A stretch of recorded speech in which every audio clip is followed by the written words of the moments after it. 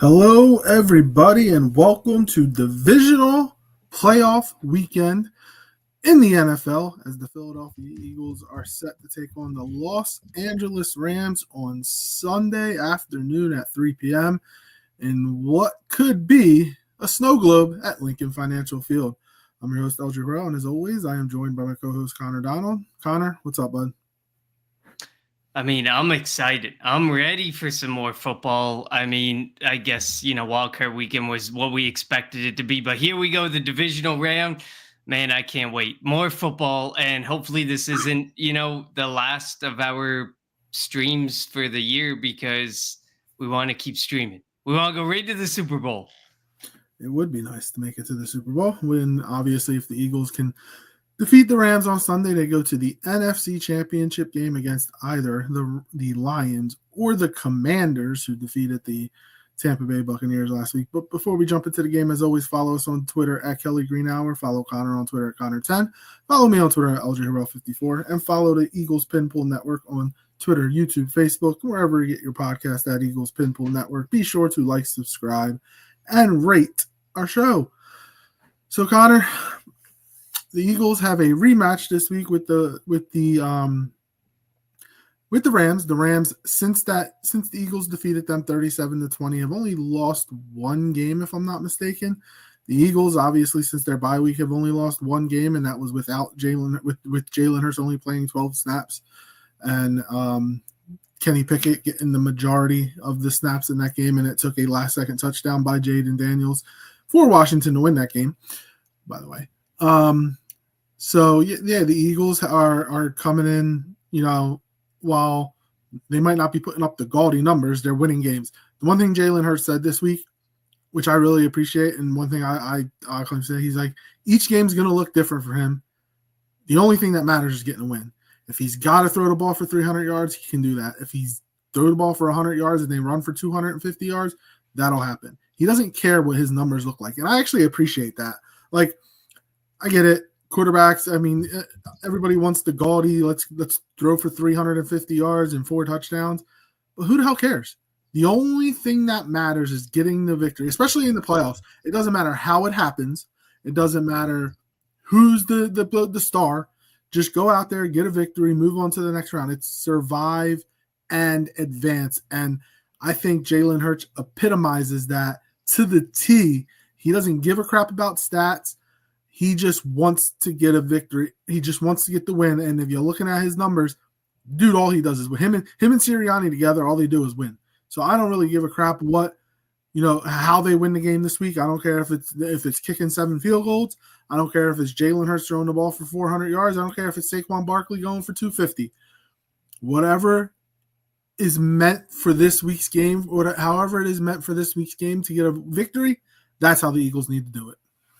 Yeah, we've come on this show a few times in the past little while, and we've said all Jalen Hurts does is win. And we've had people in our comments call us homers. We've had people on our Twitter call us homers. But when did winning not matter in the NFL? Like, the point is, it's all about winning. There's only one team out of 32 every single season. I said it last week, that can win this Super Bowl. If all you do is win, you can be mediocre. All you do is win and be the Pittsburgh Steelers, get to the playoffs, get destroyed in the first round of the playoffs. You can be mediocre.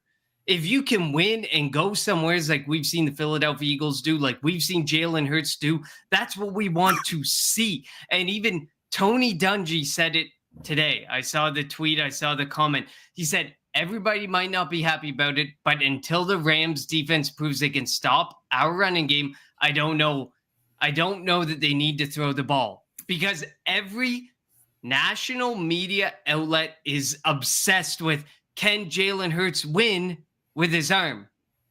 Again and again, we've said, 90% of this year, he hasn't had to win with his arm. 95% of this year, he hasn't had to win with his arm, because they have absolutely dominated. They built this team around the capabilities of this offensive line, Jeff Stoutland and Saquon Barkley. They kind of built the capabilities around Jalen Hurts being able to throw the ball with Devontae Smith and A.J. Brown, but that's been 3 years that they've had this Jalen Hurts, A.J. Brown, and Devontae Smith. It is all about just winning how you have to win. And it is funny. I find it extremely funny. If you've turned on ESPN, if you turned on FS1, they are obsessing over the weather in the Rams game, or the Bills and the Ravens game. But when they talk about the Eagles game, they talk about throwing, and they briefly mention in a brush by, oh, there is a chance of snow and it's going to be cold. And they not just a little bit of by. snow, by the way. There's a chance for like 5 inches of snow, which could be reminiscent of the Snow Bowl. What was that, 12, 13 years ago? I just looked it up because I didn't know off the top of my head. Jalen Hurts is 46-20 as the starter, has led the Eagles to the playoffs every year that he has been the primary starter. Like, again, the guy that led the league in passing, where's he at right now? He's home. That's Joe Burrow. He's sitting at home. Who the hell cares? The guy that there's been a lot of talk, and I may have said it a couple of years ago, like that running backs can't lead a team to a Super Bowl. Well, that's being tested this year with Saquon Barkley, with Derrick Henry. Like the 2 top free agent signings last year are leading their teams into the divisional round. And you'd have to think that Saquon Barkley is probably the front runner for Offensive Player of the Year. He's not going to win MVP because it's a quarterback award. But like, again, all the stats in the world that the Cincinnati Bengals offense has, and a lot of people are going to be, well, their defense stinks. Well, guess what? The Eagles had the 30th ranked defense last year. What did Jalen Hurts do? He led them to the playoffs. I know they lost 6 of their last 7 or whatever it was, in the second half of the season wasn't that great. But guess what? Jalen Hurts still went to the playoffs. So who the heck, like Jamar Chase, the Triple Crown winner, he's at home right now. Joe Burrow, the guy that led all the league in passing, he's sitting at home right now. All the just because you're able to pass the football all over the yard, that doesn't guarantee you a playoff spot. The Baltimore Ravens are, while Lamar Jackson has close to damn near like 40 touchdowns, because Lamar Jackson, I got into an argument with a friend when Lamar got drafted. I said Lamar was going to be really good in the NFL, and he was like, I was nuts. Well, Lamar's really good in the NFL. He's about to be a 3-time MVP. But like, what you have close to a 2,000-yard rusher in Derrick Henry. Lamar rushes for what, like 800 yards. Like, you don't have to throw the football all over the yard, all over the football field to win games. Jaden Daniels over 800 yards rushing as a quarterback. Like, just because Jalen isn't going out there and working or playing to the narrative that he's got to go out there and sling it, or it doesn't seem like he can, that doesn't mean anything. Everybody was talking all this crap after the Carolina game. He went out against the Steelers. What did he do? Didn't he throw for close to 300 yards? We know it's in there. What is the point of taking the ball out of the hands of your best player, Saquon Barkley, and forcing the ball down the field when you don't have to? When the game plan calls for that, I have complete faith that Jalen Hurts is going to be able to do it.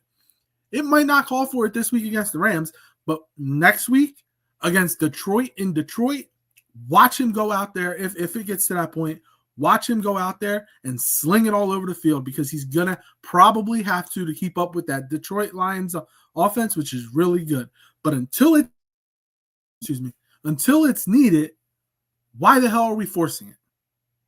Agreed. We've seen that if you force it, if you continue to throw the ball over and over again, look at Sam Darnold last week. If you have to be forced to throw the ball 40 times a game, you're going to make mistakes. It is in the NFL, it is so easy to constantly make mistakes when you're throwing the football. This team was not built to throw the football 40 times a game. This team was built to throw the football 20, 25, 30 times on a really bad day.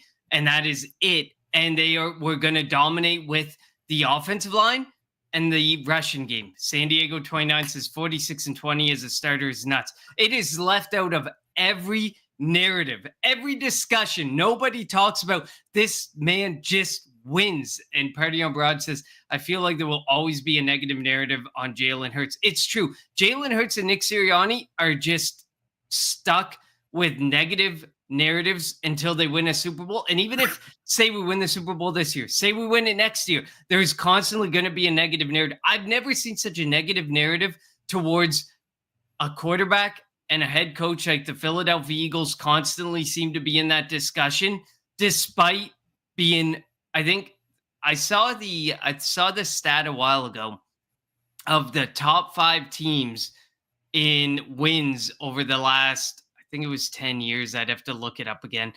And the Eagles are there despite having a couple 500 seasons and a season where they were 4-11. They were right behind teams like the Ravens and the Chiefs. This is a team that just constantly wins and constantly is faced with these negative narratives because our local media sucks. The national media cannot pick on anybody else. They pick on the Dallas Cowboys, but they know the Cowboys aren't going to do anything. So they just pick on them. And when there's news like the Deion Sanders news, they're just going to break the news. They're going to talk about it, but they're never going to speak anything negatively about it. It is just so sad to see that in Philadelphia, there's this constant negative narrative towards Jalen Hurts, who, when he's had to throw the ball, throws the ball. I know that we talked about a couple years ago against Patrick Mahomes, but then when he got called out this season, what did he go and do? He threw for 270 yards. He actually has 4 games out of 15 that he started and completed fully where he threw for 250 plus yards. And I think there's 6 where he threw for over 200, which isn't that bad. We see other players and other quarterbacks. We see other quarterbacks throw for a lot less than 6 200-yard games in a season.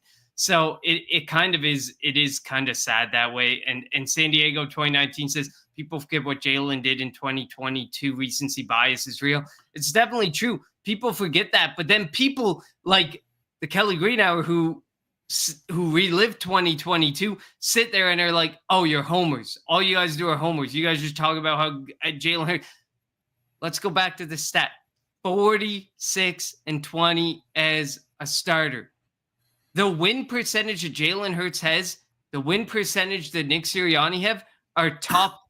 Nick Sirianni is top 5 among coaches, and Jalen Hurts is top 10, maybe even top 5 among quarterbacks. It's crazy. When did winning not matter? And we have to remember there is one Super Bowl to win, and over the last 20 years, it's been dominated by the Chiefs and the Patriots, which are 2 dynasties that we are like one-off dynasties. Well, we thought were one-off dynasties that are so damn hard to beat. Why is no other quarterback or coach facing such a scrutiny?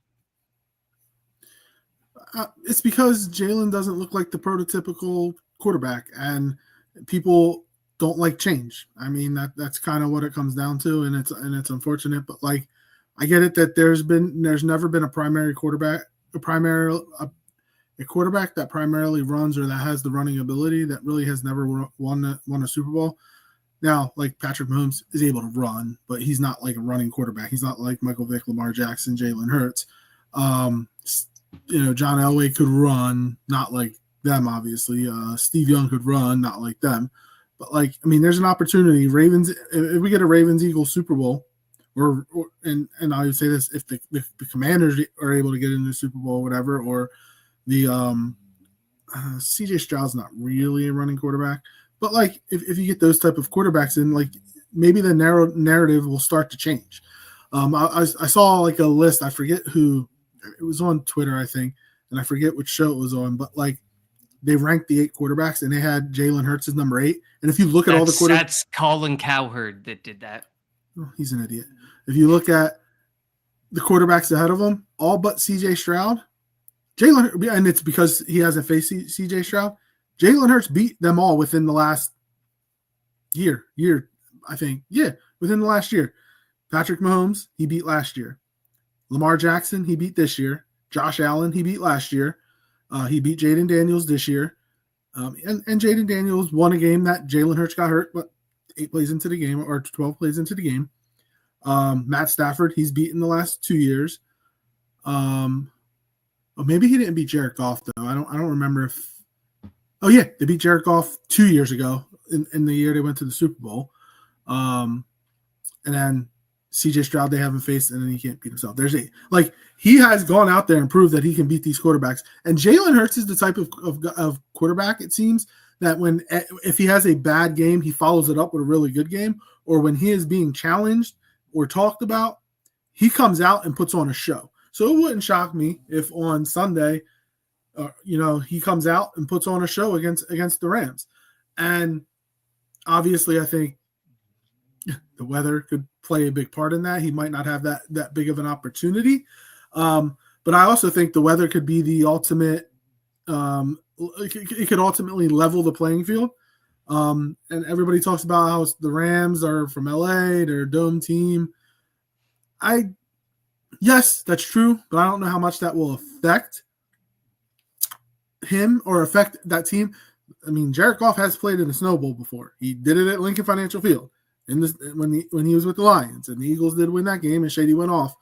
But each week provides the different circumstances of how a game needs to be won, and that's how Jalen and this Eagles offense works.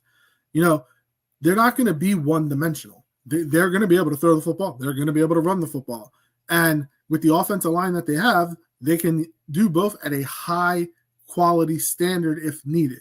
So when people talk about Jalen, they need to put some respect on his name. Just because he doesn't fit the prototypical quarterback, numbers or the type of the prototypical quarterback style that you think he should be playing, well, grow up, because he is going to, as he said, he's going to do it his way. Each game's going to look different. If he's got to throw the ball, he'll throw the ball. If they're going to run the ball, he'll run the ball. He doesn't give a crap about stats. And I actually appreciate that about him. And I wish more people did that. A lot of people just go out there and want to throw for 5. And I'll admit, when I'm playing, college football, if I'm playing Madden or whatever, I try to go out there and throw for 500 yards. It's a video game, so it's a little bit different. But you get my point here. Who cares how it's done? And again, I'll say it again. I've said it multiple times this week. Survive and advance. It doesn't matter how you get it done. Just get to the next game and get one step closer to the Super Bowl. Yeah, I mean, I couldn't agree more. And there's definitely a few comments flying around. Ryan says they talked all week about how bad they are because they can't pass, and pretty much everyone picked the Birds to win. It's true. If you look at any of these, like ESPN, FS1, wherever you are, if you watch the national media, there's maybe one person who just wants to be that standalone guy who says, "Oh, I'm going to pick the Rams just to be different from the other 4 guys or the other 5 guys on this platform." But almost, I would have to say among the media, 90% are picking the Philadelphia Eagles to win this game. Let's just face it. You can talk down all you want, but at the end of the day, why are you picking the Eagles to win? You're picking the Eagles to win for a reason, because the defense is good. Jalen Hurts can win in whatever situation he's put in. Saquon Barkley's a machine. This offensive line is an absolute machine.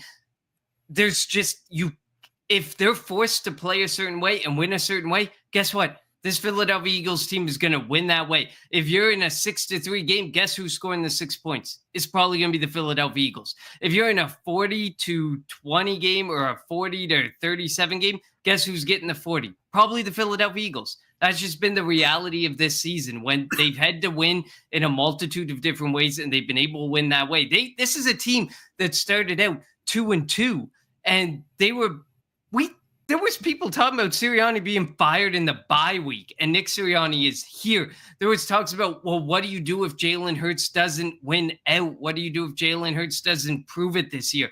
He has proven it. And it's just, it's crazy to think about all these narratives that have been created, have been talked about, and every narrative has been squashed and beaten by this team throughout the season, especially the defense that that came back as well after the bye week and did some great things. Party on Broad says, I also hate the extremities we live in. As soon as you are critical on someone, you're automatically a hater. And also, as soon as you're complimentary of someone, you're one of these guys who's a homer. And there's no real in between. It's an unfortunate reality that we live in there. Eugene says, and we said this on the last episode, we talked at length about Jalen has done it with a different coordinator for the last 3 years. Jalen has done it with a different coordinator 8 Since high of the school. last 10 years. 8 of the last 10 years he has done this. So let's remember. He might have another one next year. You never know. It's tough to say what's going on in Jerry world, but we'll see what happens there. LJ or Party on Broad says agreed. LJ, when the chips are down, Jalen Hurts pretty much always comes through, avoids the turnovers and adjusts, and no one talks about it. The dude is a straight winner. Yeah, and the thing about that, going back to that comment, last year Jalen turned the ball over 20 times, and people bitched and complained because he turned the ball over. This year he has 7 turnovers, and people are bitching and complaining because he's not putting the ball in the tight windows and he's not putting it in harm's way. Well, can you make up your mind? Do you want him to turn the football over? Or do you not want him to turn the football over? Yeah, does he get gun shy? He has gotten gun shy a couple of times this year, but maybe they've drilled it into him. Look, our team is so good right now. If you don't turn the football over, we win. If they haven't turned the football over much, they are 15-3 right now. 15-3. So, you got to make up your mind. Because I bet you if Jalen goes out there on Sunday and they throw the ball 40 times and he has 4 turnovers and they lose, people are going to be like, why did you throw the ball 40 times with him? Oh, my God. Make up your mind. Do you want him to throw 5 interceptions like Jared Goff or 4 interceptions like Justin Herbert or 3 interceptions like Jordan Love? No, I want him to win. So make up your mind. If you want him to go out there be a gunslinger, expect turnovers. And if you're going to complain that he's turning the ball over, then why? Why are you complaining? You're the one asking him to throw the football all over the place. So make up your mind. Definitely. Agreed. I agree. Tech coming in here being the ultimate enemy here. If we lose due to pass, I'm going to take a dump on everyone on the air that told me to STFU about passing. Tech's been in here wanting to see Jalen Hurts throw the ball for 250 plus yards in every game. We respect you, Tech. But if you're an Eagles fan, have you not accepted the reality that you can win without throwing the football for 250, 300 plus yards? We are going up against a team. I was just looking at the stats. We are going up against a team who, through 18 games, we're going to count the wild card weekend, 3 games they've allowed less than 150 rushing yards. 11 games they have allowed over 200 rushing yards. And the only reason in wildcard weekend that they allowed less than 150 passing yards or rushing yards is because they forced Sam Darnold to throw the ball. They forced the Minnesota Vikings to move away from a rushing attack and throw the ball. And they still gave up 106 rushing yards, even when they had a quarterback throw 41 times. Why are you going to go and play into the Rams game by throwing the ball 30 plus times when their weakness is and will always currently be this year their rushing attack? Look at the last look at the last couple of weeks. Arizona Cardinals 113 rushing yards, Seattle Seahawks 126. So I mixed it up. I mixed passing yards and rushing yards up. But they're giving up well over 100 rushing yards, every week. 113 against the Cardinals, 126 against the Seahawks, 106 against the Vikings last week. This is their weakness. They are giving up that yardage constantly. The only games that they haven't given up that type of yardage, the Miami Dolphins, which was a surprising one in week 10, the San Francisco 49ers, who've been completely banged up, the New York Jets, who, their offense has been absolutely putrid. LJ would definitely attest to that. There's only been a rare plethora of teams where they haven't been able to put up 100 plus yards rushing. So this is a team that you just rush against. And the weather absolutely speaks to that. You have to continue rushing the ball. This is just a really bad Russian defense, one that has ultimately ranked in the bottom 10, bottom 12 of the league all season. Yeah, again, I'm not forcing the throw. Why force the throw when it's needed? Like next week, if the Eagles make the NFC Championship game again, and Detroit makes the NFC Championship game, and it's going to be a up and down the field where you're going to have to throw the football all over the yard, I feel like they'll be able to do that. I felt like last week too that like Jalen didn't get to really practice with Schmitty and AJ. AJ was lumbering. He said he was fine, but his knee wasn't 100% on the fake tush push throw. The way Jalen probably could have threw that a little bit more inside because he threw it outside. But if you remember the touchdown pass in the Super Bowl against the Chiefs, when he threw it up, the secondary burst by A.J. Brown is what allowed him to go get the ball. And I think Jalen thought that was going to happen, and it didn't. And that maybe that was because of AJ's knee, and he didn't have that acceleration at the end. Hopefully, another week past the injury, Jalen AJ will have that secondary burst that he'll be able to catch up to a ball that's thrown deep if they get into that situation. And I think it's important to note that week, Jalen Hurts was limited in the first practice, which means he probably wasn't really throwing much or practicing much with the ones. AJ Brown was out for one practice. Devontae Smith was out for one practice, both of them trying to get rest. So at no point in that week leading up did he have both of his guys out there coming off of the concussion protocol, which he missed nearly 3 weeks of football. Yeah, exactly. So again, more game time this week. They've been teammates for 3 years, but still, like when you don't have that continuity of practice for multiple weeks in a row, it will still take a little bit of time. And hopefully this week we'll see a more precise passing game if that's what the Eagles decide to do. Ryan says if the passing game is what came up short, chances are the defense played really bad.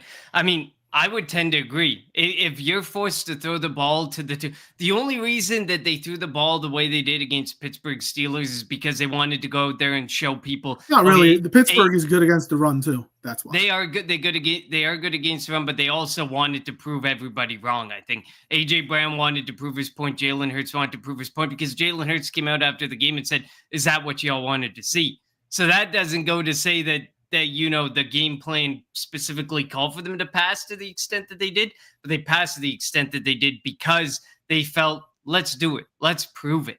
Party on Broad says, when it comes to the offense, I'm more concerned about Kellen Moore's game plan and the play of the interior line. Both have to be a lot better than Jalen Hurts. I'm more concerned about Kellen Moore than I am about the O-line. The O-line I still think is good. But Kellen Moore has a virtual interview with Dallas and one with Jacksonville tonight, and then has one with the Saints tomorrow. That's 3 interviews leading into the biggest game of his coaching career because, he didn't really make it this far when he was with Dallas. So, and when you go and prepare for these interviews, you want to know as much information about these teams as possible. Now, I know Sirianni today said that, Kellen's done his job. He's been in every meeting. He's helped with the game plan. He's done his job. He's done what he's needed to do. But still, you got to think. And we saw it in 2022 with Gannon.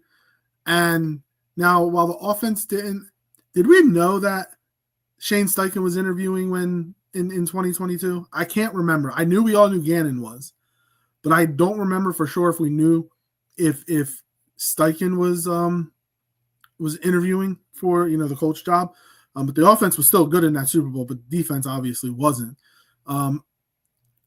So I don't know how much that's going to affect Kellen Moore. Obviously, I saw somebody put this on Twitter. I want Kellen Moore to coach this game like he's trying to become a head coach, because that means the game plan should be pristine. That means the offense should be clicking on all cylinders, and hopefully that's what we get so that we can defeat the Rams and get to the NFC Championship game. Ryan says, the Eagles are the best team in the league at letting other teams beat themselves, which is the easiest way to win. And that's kind of going back to what I said. Maybe the Eagles told Jalen, look, don't turn the football over. Because if you don't turn the football over, if we're ending every possession in kicks, whether it's a field goal, extra point, or punt, we're going to win because our defense is good and our running game is good, so that when we need to, if we need to move the ball, if we need to milk the clock, we're going to be able to.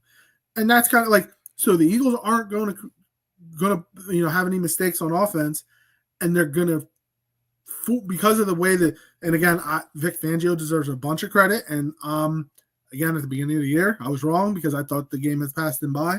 but obviously it is not because the Eagles have the number 1 ranked defense in the NFL. Maybe they're just like, look, we can play a vanilla type of offense right now against certain teams. You can do that. Green Bay, they were able to do that because Green Bay's offense was really bad and they had a bunch of injuries to the receiver position. And maybe they'll be able to do it against the Rams to an extent. But when they get against Detroit, and then if you get to the Super Bowl and it's against the Chiefs, the Ravens, the Bills, when you have to open up the offense, we'll be able to, because we have that potential. We know we've done it before, and we don't have to really throw that out there right now because, again, we're not going to force something that we don't have to force. No, I definitely agree with you on that. Texas, some interview prep took place during the week that took away time from game prep, and I know that there's some media out there who are saying, like, I think it was John Clark that tweeted, oh, well, the Eagles have been away from the team since like 2:00 this afternoon. There's no way you're telling me Kellen Moore only prepped in this entire week, knowing he had 3 interviews that he only prepped leading up to as soon as he was done practicing with the Philadelphia Eagles. That's not true. That's just not true. You know that isn't true. But he's been prepping it in the evenings. He's been preparing. And I know, LJ, you've been a strong proponent. I've seen it on Twitter. I've seen your comments in group chats that nobody who is in the playoffs should have anybody. What are teams rushing to fill the void for? You cannot sign free agents. You can't do essentially anything. I think it's because you want to be able to have the opportunity to get the top assistant coaches that are out there. So you want to try to hire somebody so that you can get whatever offensive coordinator you want, whatever defensive coordinator you want, and whatnot. Like, I get it, but I just feel like there has to be the coaches that are in the playoffs should not have to take time away from their week of prep to prep for an interview. It just doesn't make any sense. Now, so the Lions and the Chiefs were on buys last week, so maybe for that week, okay. But I do think there should be a standardized once the Super Bowl is over, or maybe the week between the conference championship games and the Super Bowl, because it's a 2-week window, then you can do interviews. But when you have a game, the week leading up to the game, no. Because, again, I mentioned I'll go with Kellen Moore because he's our offensive coordinator. 2 today, 1 tomorrow. And while they're virtual, and I think there can only be like a 3-hour max on these, I'm not 100% sure, but like that's 9 hours of interview time that doesn't include the prep time that has gone into these interviews. So that's, as Quentin says, that's prep that's taken place that could potentially be taken away from game prep. Now, I don't think Kellen Moore is taking any time away from the prep like Shane Steichen didn't. Obviously, Gannon probably did. That's a different story. But so I just feel like the NFL needs to fix it. That's all I'm going to say. Just like in college football, they need to figure out this transfer portal thing because it shouldn't be in the middle of bowl games. Maybe wait till after the national championship or whatever. But there has to be something where it's standardized to where it's not taking time away from the playoff team. The coaches aren't going to have to take time away from their game prep week before they go, or because they're going to have an interview a day before the game. It bothers me and it doesn't make sense. Yeah, I mean, we won't get into the transfer portal, but I agree. There's so much financial driven things in that portal that it's absolutely crazy. And I agree with you. If you can't sign you can't even sign free agents into March. You go a month after the Super Bowl before you can even sign free agents. What's wrong with doing the whole coaching thing? But if you really want one of these guys who's coaching a team, what's wrong with you waiting until after they're eliminated and interviewing them then? I don't understand why the whole process in general can't start until after the Super Bowl. And if you really want to coach on one of these teams that continue that are going to get to the Super Bowl, then you should want to wait. And I get it. There's only 32 jobs in the world, that 32 head coaching spots in the NFL in the world. So you want to have the opportunity to get your name out there and get interviews. But if a team really wants you, if a team really wants Ben Johnson, if a team really wants Aaron Glenn, if a team really wants, Kellen Moore or whoever, then excuse me, then they'll wait for you. They'll wait for you. Party on Broad says the NFL coach process sucks, but it's still leagues better than the NCAA transfer portal. Yeah, that's a different. We'll have to have a different party. That's a we'll whole have to have a episode. different like show based on that. Yeah, the transfer portal sucks. All right, let's actually jump into this. Let's jump into this game. Party on Broad says the Rams have some legit up and comers on that D line, and they're going to stunt you to death. Cam Jurgens, Landon Dickerson, Mekhi Becton's communication needs to be on point. Again, our offensive line is worlds better than Minnesota's offensive line. We're not giving up 9 sacks on Sunday. Guarantee it's not happening.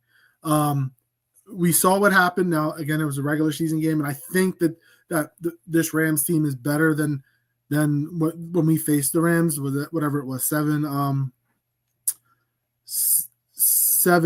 weeks ago or whatever it is that we played them. But like I get it. Jarrett Verse is good. Brandon Fisk is good. Byron Young's good. They are young. They've done a good job with drafting young guys for that defensive line. But our offensive line is also the best offensive line in football. So they're going to win some. Like obviously, Verse had that rep against Jordan Mailata where he put him on his ass in the game. But the Eagles Saquon rushed for 255 yards. So you're going to win some, or you're going to win a lot, but you're going to lose some. It's going to happen. So you're right. They do need to communicate, and they're going to have to be ready for what Shula, I think, is the defensive coordinator, for what he is going to throw at them. But I have full faith that Jeff Stoutland has these guys ready to go, and they're going to be able to open up lanes for Saquon Barkley. Yeah, I agree with you on that point. Like I was speaking to it earlier, mixed stats, but still, this is a 22nd ranked Russian defense. This just isn't a very good Russian defense. It's like you weren't forced to have to face Aaron Jones of the Minnesota Vikings Russian offense because it didn't matter, because you were forcing Sam Darnold to throw the ball over and over and over again because you came out, you were the quicker team out of the gate. I do think it's important that the Philadelphia Eagles come out of the gate again very quickly and make some and be the first one. It always is so vitally important to be the one who puts points up on the board. Whether or not it was a fumble doesn't matter against the Packers.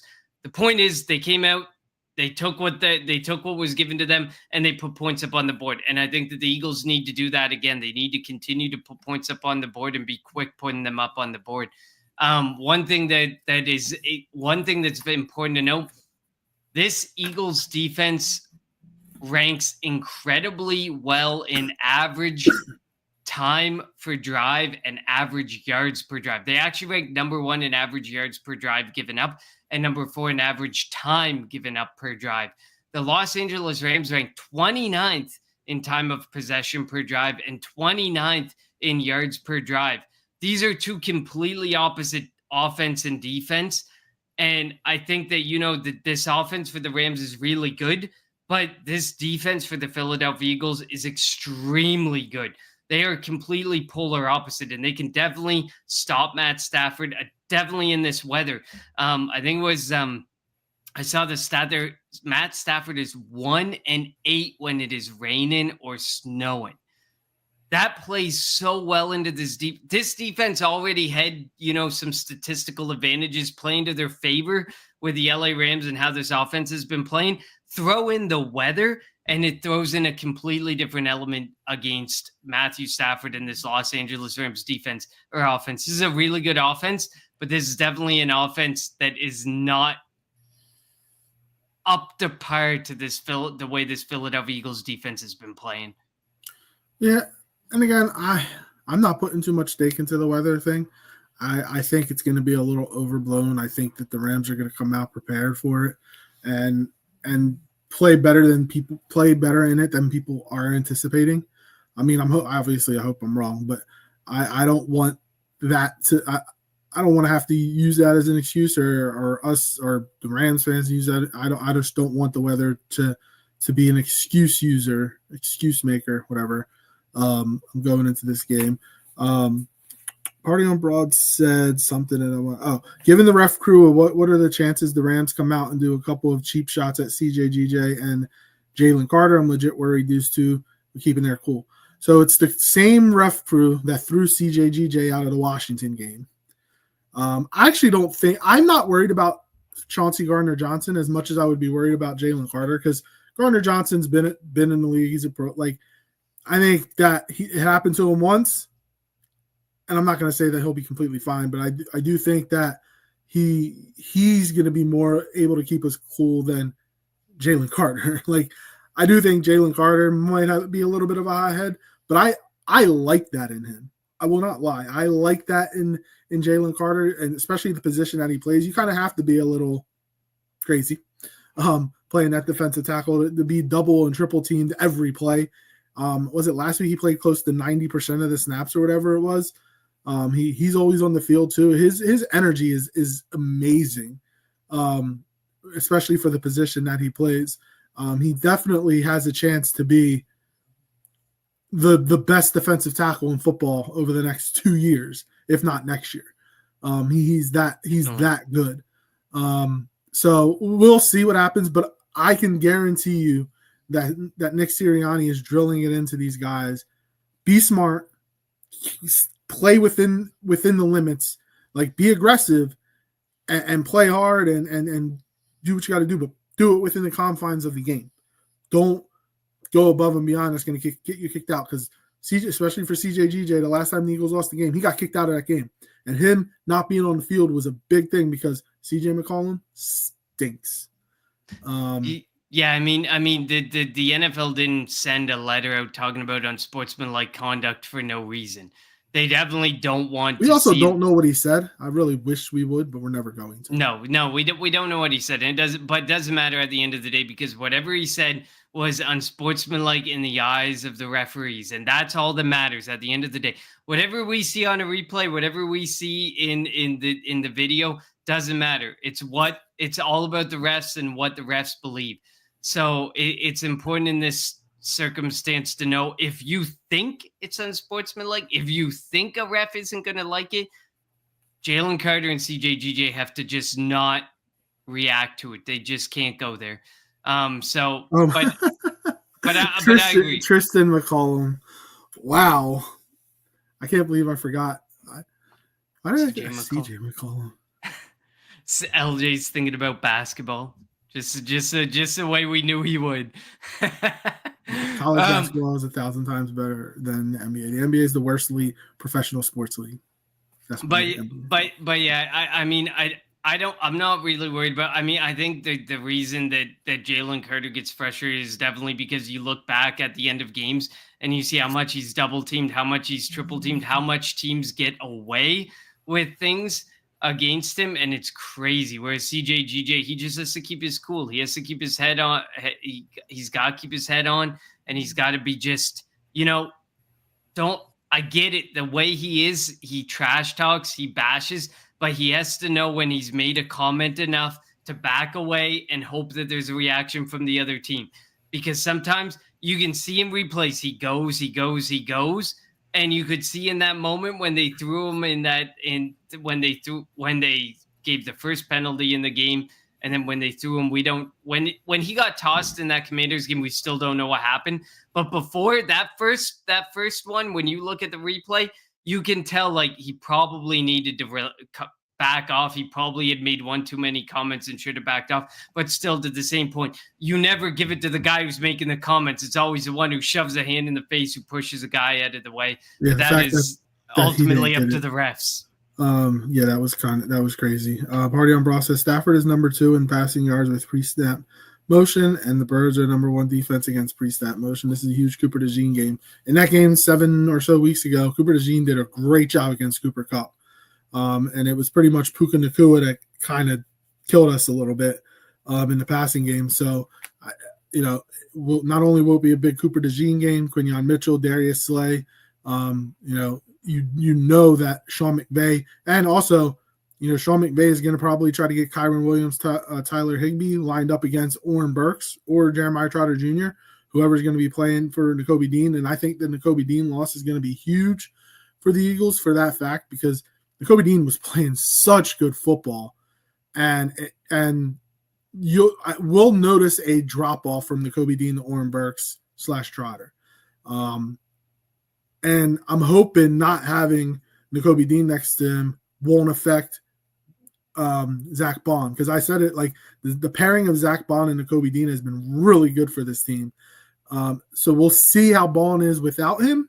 I mean, I still expect him to be all pro Zach Bond, but Nakobe, just the way he was able to play this year, it's going to be a huge loss for them. And you saw what the Packers did. The Packers started getting the ball to Josh Jacobs out of the backfield. Kyron Williams, Tyler Higbee this week, Jahmyr Gibbs next week, potentially. Like, it's going to be key for Burks and or Trotter to step up huge, especially with, McVay is really good with his scheming and game planning. So he's going to do everything he can to get one of those two linebackers lined up against Kyron Williams, Higbee, maybe even a receiver in the slot. And that is going to be a mismatch in favor of the Rams. Yeah, and I know that Higbee was throwing up blood at the end of the game and went to the hospital, and then he's gonna play, but there could be something going on there that we don't know about. But I mean, at the end of the day, Oren Burks is horrible in coverage. Like, if we look back to last year in the San Francisco game when he was thrust into a starting role, he gave up 9 of 9 targets. I think over the last 3 weeks in Philadelphia, he's given up 12 of 12 targets, and that is all against completely banged up and just slaughtered teams.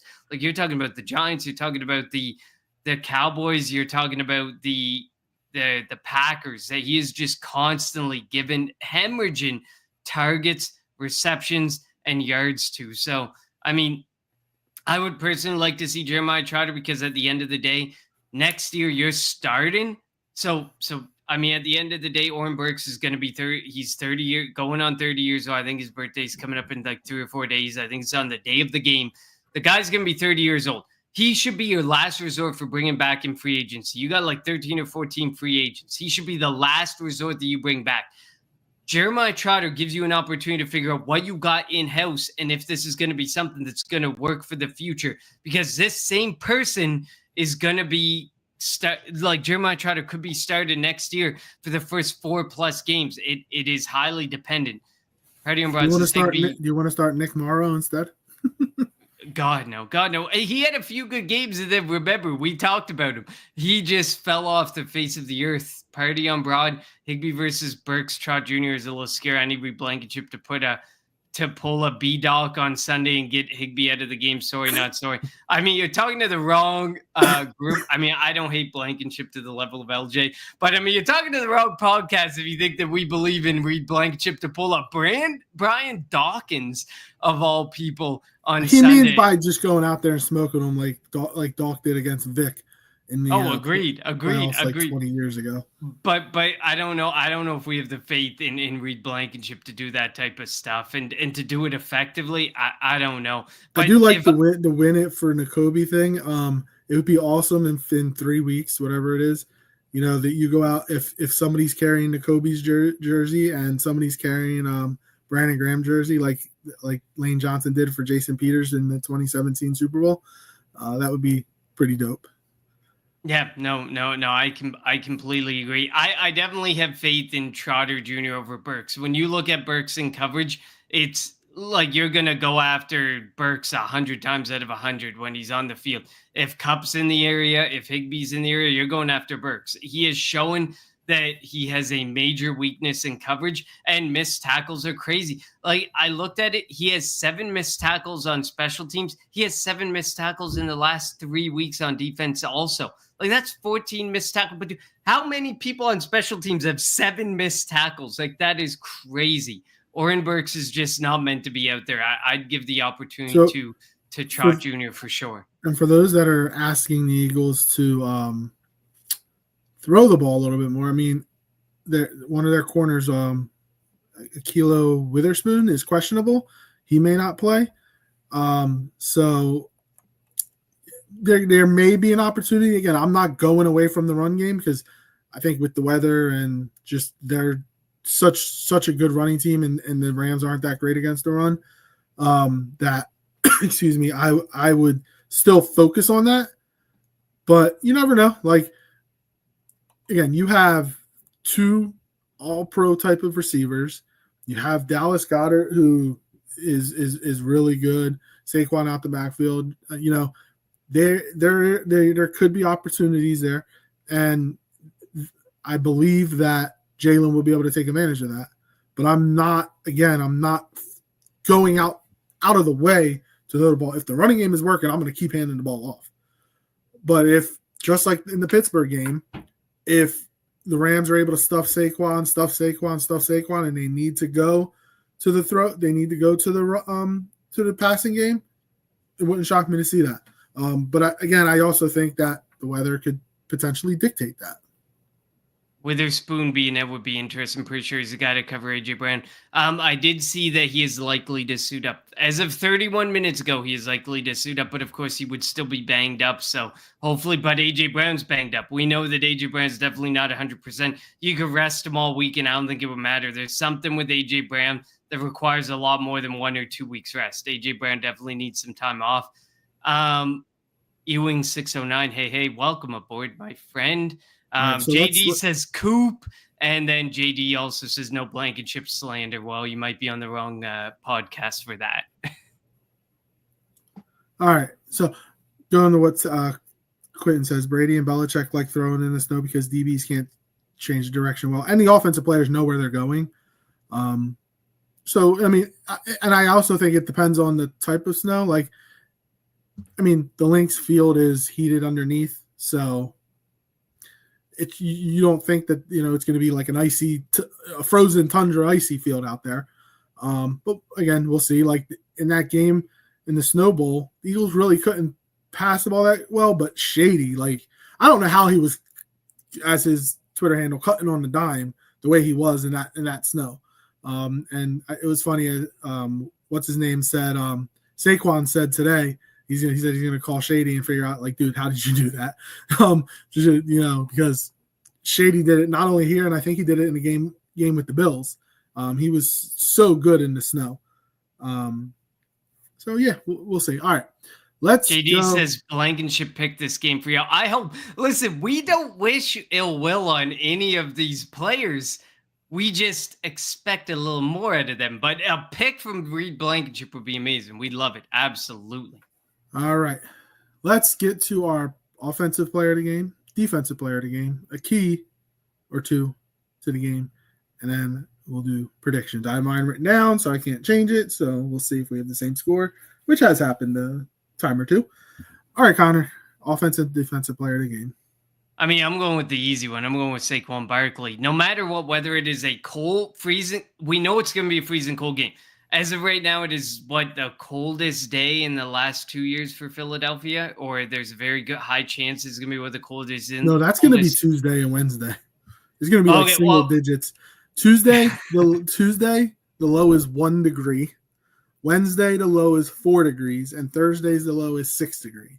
Next week's going to suck, just saying. But we know that whether it's cold, whether it's snow, it starts to hurt to take the hits from a guy like Saquon Barkley over and over again. We know Saquon Barkley is getting 20-plus carries in this game. It doesn't even matter. If there's an over-under and it's anywhere close to 20, you take that over because Saquon Barkley is going to get it. I'd love to pick a wide receiver here, but we know that we're going to stick with that run game. We're going to stick with something that works, and we're going to stick with something that is completely counter to what the LA Rams are able to even stop. So I'm going with Saquon Barkley as my player to watch on the offensive side of the ball. Kind of cheap, kind of, the easy pick, but I'm taking it. On the defensive side of the ball, I took Nolan Smith last time, and he had a historic game, but I'm going to go with Kenyon Mitchell. Someone's got to stop Puka Nacua. Kenyon Mitchell, he broke the plane finally of, he needed that interception. He got that interception. Here we go. It's time. I'm going with Kenyon Mitchell here, and I was debating Kenyon Mitchell or CJ Gardner-Johnson. It was one or the other, but I'm going with Kenyon Mitchell here because he's going to be stuck on Puka Nacua, I think, most of the night. So here we go. Kenyon Mitchell for another pick, at least one more pick. We know that in the cold weather, I know that you discount it a little bit, LJ, but a 1-8 record in snow or rain is nothing to scoff at with Matthew Stafford. So I'm definitely going with that. As for keys to the game, I mean, don't give up on the run game. Don't worry about the media said. Don't worry about what anybody else said. do what you know is going to work for you. Do what you know is going to win. If you just get 100, 150 passing yards, if you just throw the ball 20, 25 times and you only complete, 15, 16 passes, that's fine. It doesn't even matter. Who cares what anybody else is saying? Do what you know is going to win you the game. And what has won us the game is this offensive line and Saquon Barkley. And then from the defensive perspective, I mean, pressure's Stafford. You already got the weather in your favor. Continue to get some pressure on Matthew Stafford. Make him make mistakes. Don't give him any type of time. The Minnesota Vikings were able to give him.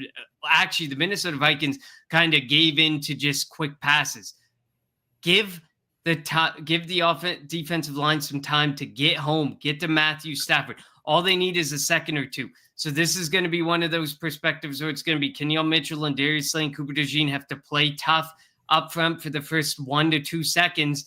And then from there, who knows what can happen. But you know that Matthew Stafford can make mistakes. So it's all about getting pressure. And, Vic Fangio, given the cornerbacks, let them do what they can possibly do best, which is playing tough against these wide receivers, and then not giving Matthew Stafford any time to make those quick throws.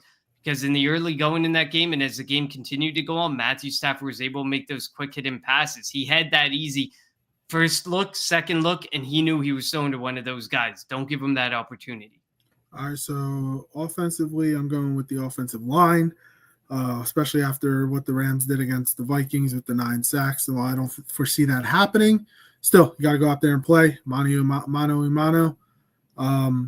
So I'm going with them. And again, Jared Verse had that one play against Jordan Mailata in the game. And I know Mailata is going to want some type of revenge for something like that. And we didn't even talk about it. What Jared Verse said about Philly fans, boy, he opened up a can of worms. It was already going to be a rabid crowd. It's going to be even worse for him. And he's only like 2 hours away from Philly, or he grew up 2 hours away from Philly. So he should know better than to say that. He's in for a rude awakening. And all that happened in LA on a road game. Now you're coming to Philly where it's going to be nothing but Philly fans. Good luck, bro. He better get a sack. That's all I gotta say. If you're gonna talk that type of trash, you better get at least a sack or two. If not, you're non-existent, and then you're just gonna be Eagles fans are gonna be. He did have a touchdown last week. Good for him, but yeah, and he's probably gonna win Defensive Rookie of the Year. But yeah, whatever. He made a mistake. He's gonna hear it all game long. And that's only because Kenyon Mitchell didn't get thrown to. That's all. That's all for Defensive Rookie of the Year. Stupid media that votes for or whoever votes for these don't understand stats. It's all about them stats. And on the defensive side of the ball, I'm going to go Coop because Coop is going to have to go up against Cooper Kupp. So I think that the Cooper versus Cooper matchup is going to be key, and he did a really good job against Coop in the first game. And Kupp's going to want to come out there and try to school the rookie just like Adam Thielen did. So we'll see how he's able to do that. And obviously, Quinyon Mitchell, Cooper DeJean, Darius Slay, if they're able to hold up in coverage, that could help the front four to get after Stafford. And, Stafford is a gunslinger, so he's going to be prone to throw you one. Keys to the game, obviously, protect the football if you're Jalen Hurts and, just keep running it down their throats. And don't give up the big play on the defensive side of the ball, which the Eagles typically don't do. So just be smart with the football and, don't give easy lanes or easy passes to Stafford. All right. Prediction time. Who you got, Connor? I don't know if it'll be to the tune of 37-20 like last time. I am going 31-24 for the Eagles. Okay. So the Rams have given up in games that they've actually tried because week 18 they didn't. They've given up like 8 points a game over the last 5 weeks or so, including the playoffs. So they've been, really good. So it's a different challenge this week than it was when they last faced the Rams. So it's going to be close, I think. I think this is a game where you may not see much field goal kicking, and I know a lot of people have issues with, or I don't want to say issues, but aren't quite confident with Jake Elliott. But like he missed the one extra point last week, but he made 2 field goals in the fourth quarter, which helped like the Eagles extend their lead. So we'll see what happens this week. Obviously, weather's going to be dependent upon, and circumstances will be dependent upon how much they kick. I'm going 24-14 Eagles. I don't think it's going to be that high scoring of a game, especially, again, weather, if it's going to snow a lot. The Eagles are going to play probably keep it to a ball control game, and this is going to be a game where the Eagles might – this is, again, the type of game that the Eagles can run the football, play keep away, hold on to the ball, win time to possession, and be able to win the game. And next week's a game where they might have to – it's going to be bombs away. But this week you don't have to go bombs away. Each game, each opponent determines the circumstances. Just like Jalen said, I'll win a game the way I need to win a game. And this week, maybe we'll run the football. So I'm going 24-14 Eagles. Definitely important to note those games, the 49ers, the Jets, the Cardinals, and Minnesota. Sam Darnold, I think, is overrated. We kind of talked about it before the game. The guy's going to get – my one thing on Sam Darnold, you pay him $35-40 million a year. That's fine. But you get what you pay for. You get what you pay for. This guy, exactly. Everyone's like, oh, he's probably going to get like a little bit better than the Baker Mayfield contract because of inflation and stuff. Baker Mayfield will get you to the playoffs and an early exit. Sam Darnold gets you to playoffs, early exit. Prime example. Dak Prescott will not get you to playoffs as the highest paid player in the NFL.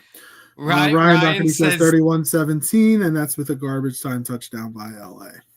Well, and JD says big pressure from the line all game. I hope so. God damn. I want a blowout game too, so like that we're not going to have heart palpitations, but I think it's going to be close. And then Tech, get out of here. Bond for player of the game. Okay, McKee, yeah, I saw that, and it gave me an aneurysm. Get out of here. That gave me an aneurysm. It is Jalen Hurts. Don't worry about that. McKee's going to be the emergency quarterback. If it gets to McKee, there's a big, big problem. Just saying. And it's Baun, B-A-U-N. Just saying. Sorry. I'm a stickler for spelling sometimes. And Party on Broad says, I'll say you couldn't pay me enough money to go to the link in a snowstorm. The traffic and everything is going to be god-awful. LMAO. Traffic sucks down in the sports complex when it's perfect weather. So, yeah, you're right. When it's snowing. Listen, I would go there. I would be there, man. I want to be there. I want to get their game. So we'll see next year. Prayers up that I get there for next year. Yeah. Thank you all for tuning into the divisional playoff edition of the Kelly Green Hour. As always, follow us on Twitter at Kelly Green Hour. Follow Connor on Twitter at Connor10. Follow me on Twitter at LJHurrell54. And follow the Eagles Pin Pull Network on Twitter, YouTube, Facebook, and wherever you get your podcasts at Eagles Pin Pull Network. Before we go up, Show Up says Eagles completely a better team. 35-17 Eagles. Again, I will love a blowout so that I'm not having heart palpitations at the end. Thank you all for tuning in to the Kelly Green. We've been here for an hour, man. We just arrived. You're gonna have to just rewatch. You're good. You're good. We'll be back on Monday after the game. Hopefully, we're here with a victory in hour, getting ready for the NFC Championship game. For Connor, I'm LJ. Thank you for tuning in to the Kelly Green Hour.